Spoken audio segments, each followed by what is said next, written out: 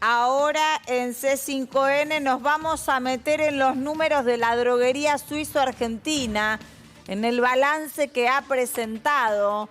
¿Qué es lo que pasa con esta droguería que se vio involucrada en todo el escándalo que surgió de las supuestas coimas en la Agencia de Discapacidad? Aumento exponencial. La droguería suizo-argentina pasó de 3.900 millones a más de 108.000 millones en contratos con el Estado del gobierno de Milei.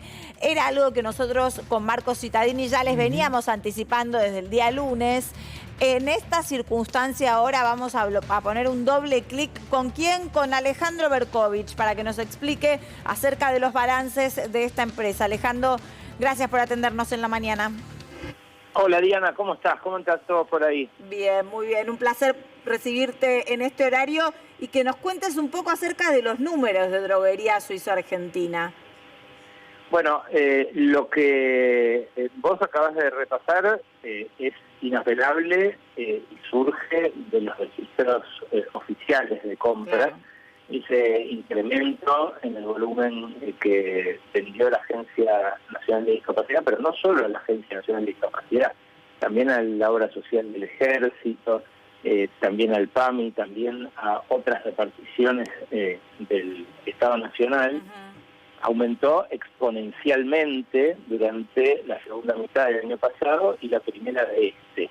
En el gobierno se defienden diciendo que la Suizo le vende a todos, y es cierto que les vende a todos. La Suizo es una de las tres grandes droguerías del país, pero ninguno de los demás distritos tuvo el incremento que tuvo en la nación esa facturación de la Suizo-Argentina. Y en tan solo un año, ¿no, Alejandro? Digo, yo intento remarcar constantemente eso, porque un aumento de, no sé, más del 260% en contratos en un año es llamativo.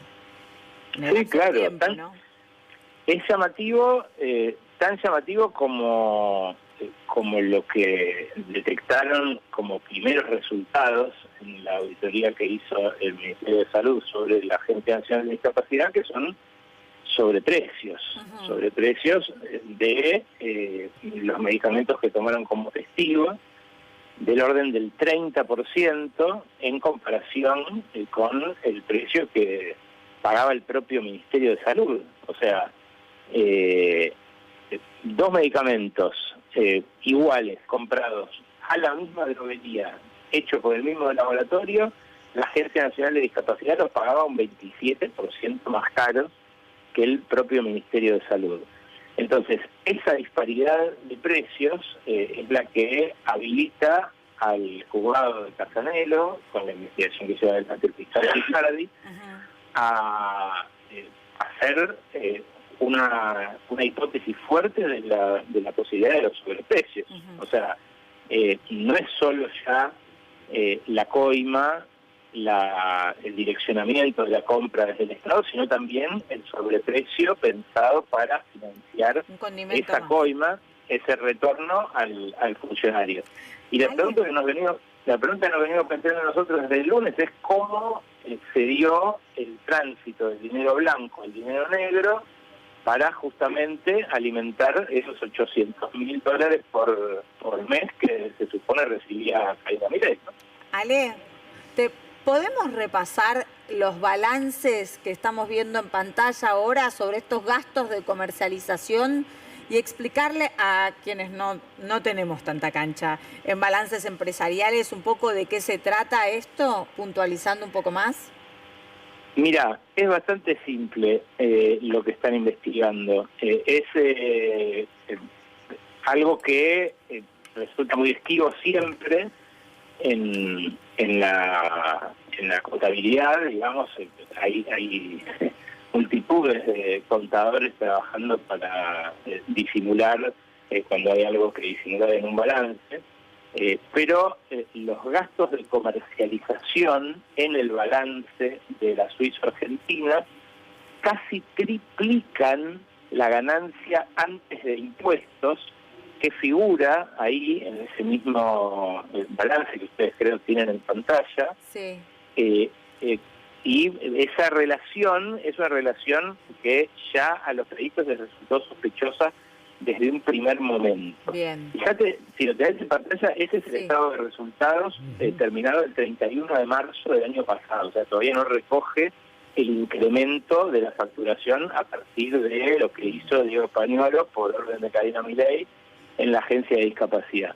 Pero vos ahí tenés un renglón que dice resultado antes del impuesto a las ganancias, que son 41.800 millones de pesos. Esa es la ganancia antes de impuestos. Fíjate en la primera columna, la que dice al 31 del 3 del 2024.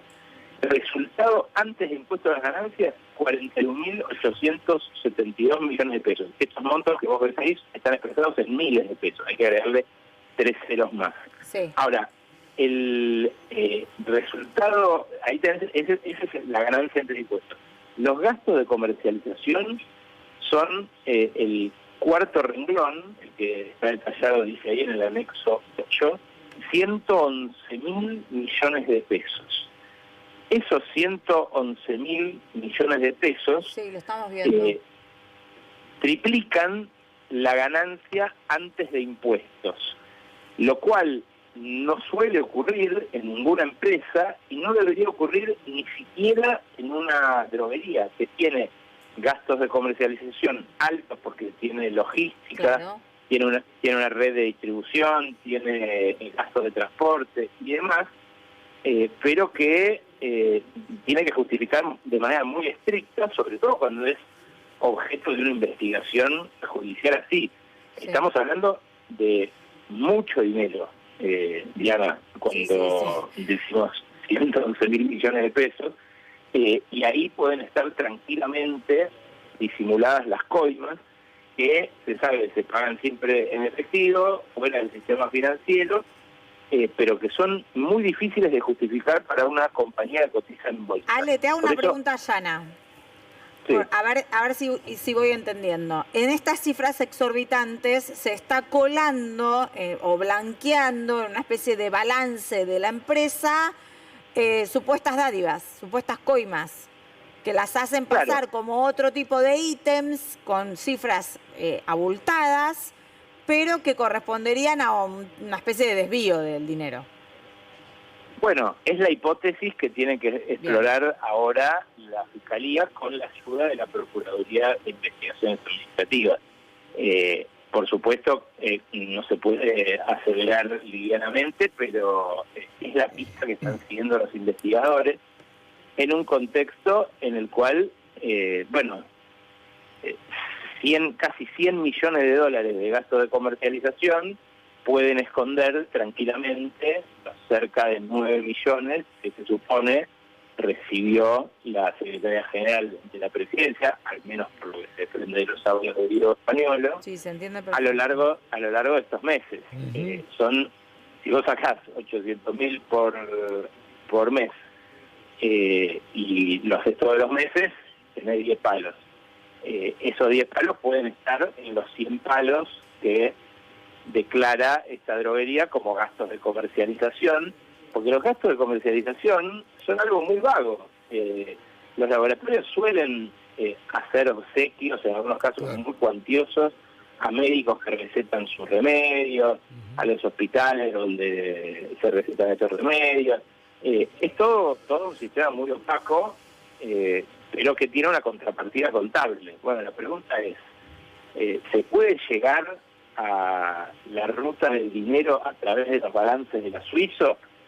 Sí, por lo menos de costado se puede llegar. Obvio que también puede ser que saquen ganancias, que retiren ganancias para luego pasar ese dinero efectivo y con ese dinero pagarle al corrupto de turno, pero en un volumen así es muy difícil que dediquen la ganancia propia a esa coima, porque justamente haría insustentable el negocio. Es muy interesante la línea de trabajo que se abre en esto, porque no suele mirarse al empresario corruptor, suele mirarse solamente al político corrupto, y acá los Covalinker están muy complicados. Muy complicados. Tal cual, Alejandro, ¿cómo te va, Marcos?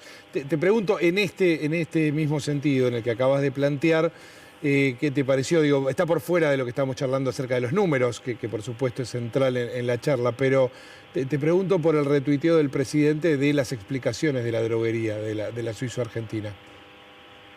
Bueno, me llamó mucho la atención primero. Yo la verdad que no conozco ningún antecedente. Claro, es bastante inédito. Sí. Es inédito porque no solamente es un presidente retuiteando la posición institucional de una empresa, que ya es un montón, sino que además es un presidente reproduciendo la posición de la empresa que miente, porque dice este comunicado de la Suiza Argentina que todos sus directivos y accionistas se encuentran a derecho y a plena disposición de los organismos de contralor y de cualquier poder del Estado. Y la realidad es que cuando fue uno de los poderes del Estado a requerirle sus celulares a Jonathan y a Emanuel Kovalinter, los dos escaparon. Uno intentó y el otro hubo 4 días sin saber dónde estaba su paradero. Claro, y además cuando entregó ese segundo, el que logró escapar, entregó sus celulares el lunes, lo entregó sin clave y dijo que justo el sábado se le trabó y no lo pudo volver a abrir. Parece una burla, pero es lo que pasó. Entonces, que la empresa diga que está a disposición de cualquier poder del Estado y a plena disposición de los organismos de contralor, es una mentira, no porque yo opine así, sino que es algo que se riñe con lo se contrasta con los actos concretos. Claro. Entonces, igual el comunicado era un comunicado muy ejecutivo empresarial, tratando de maquillar seguramente para ver si toda esta circunstancia puede no afectar o afectar lo menos posible a otros negocios que deberán tener en la droguería. Lo llamativo era que el presidente que avale una cuestión institucional de una empresa privada. Claro, a mí me llamó eso de entrada la atención, pero luego el contenido, para peor, como te decía, es un contenido mentiroso. Y ojo, porque también lo que hay en la legislación argentina es la posibilidad de que las personas jurídicas también sean juzgadas. El protagonismo empresarial en la corrupción en general es soslayado, pero hay en el acervo jurídico argentino la posibilidad de que se las juzgue a las personas jurídicas también y que se las investigue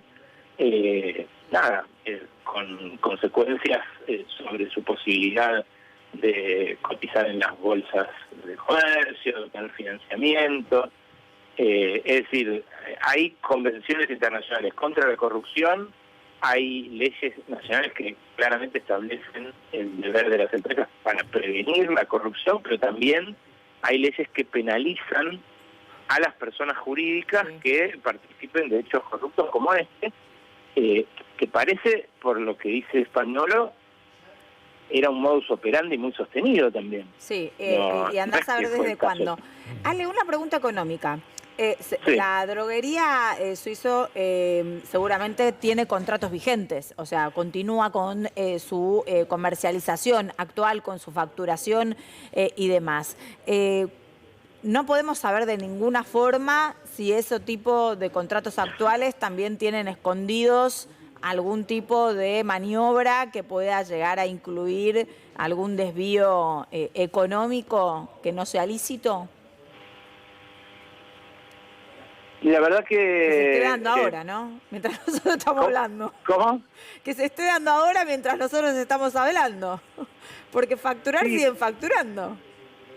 Sí, claro, ellos lo dicen en el comunicado, ellos dicen, nosotros seguimos proveyendo, tenemos una responsabilidad y demás, pero claro, es algo que cambió durante la gestión Milei. Ellos, es cierto que tienen 100 años de historia, es cierto que hace un montón que trabaja en el sector, es un sector que cabe discutir en todo su estructura de negocios, porque hay eslabones que francamente no se explica para qué sirven, hasta qué punto le agregan valor a la cadena de comercialización de los fármacos, le garantizan acceso a la salud a la gente. Hay cosas que parecen hechas para el tongo, la verdad. Pero lo interesante es que, claro, no solo sigue facturando mientras hablamos, sino que además creció mucho esa facturación, creció exponencialmente desde que llegó Milei al poder, siendo que ellos son empresarios muy cercanos a Mauricio Macri y que en el establishment se dice que hicieron un aporte irregular, como son sin registrar la mayoría de los aportes empresariales a las campañas, de $2 millones para que Milei pague la fiscalización del balotaje que terminó ganando con el apoyo de Macri.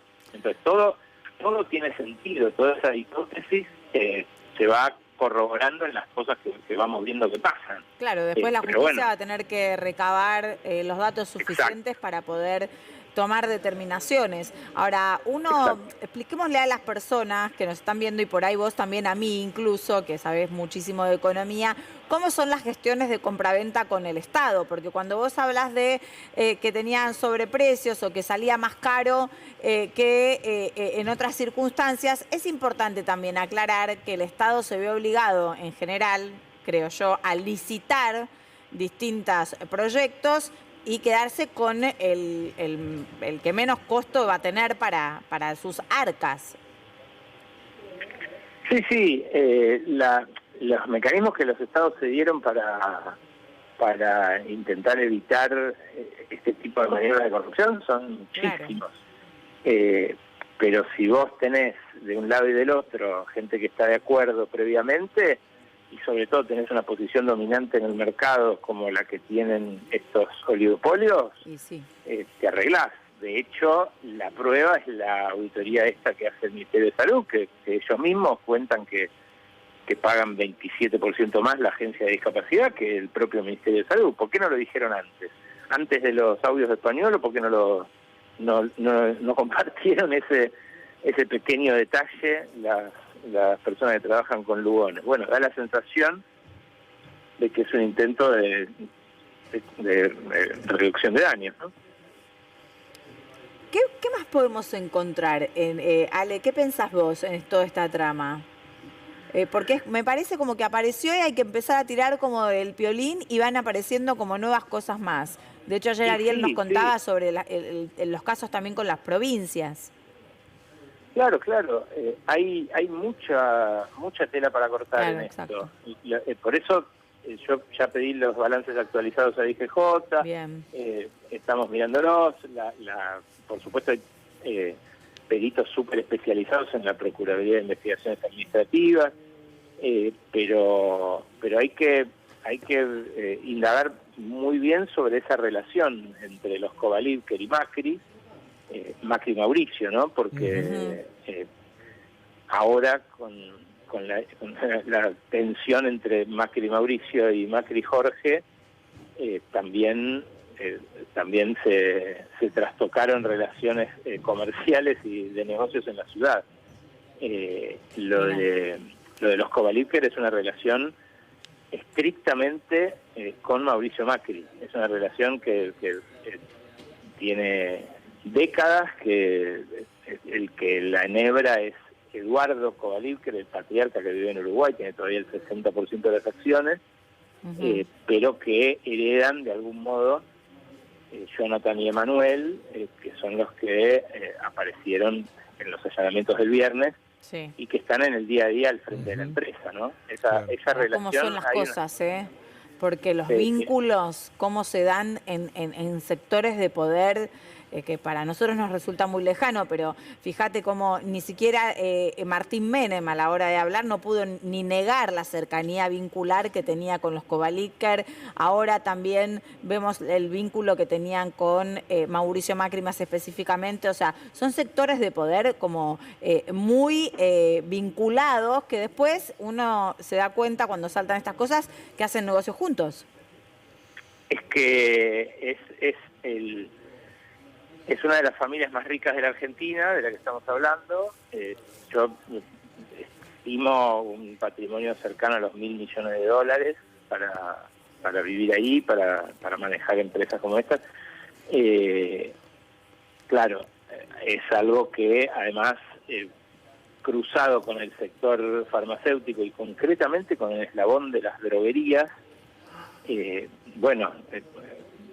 mucha fricción con el mundo de la política, y los que conocen de campañas dicen que en realidad los que financian las campañas electorales son los sectores farmacéuticos, petrolero, Sí.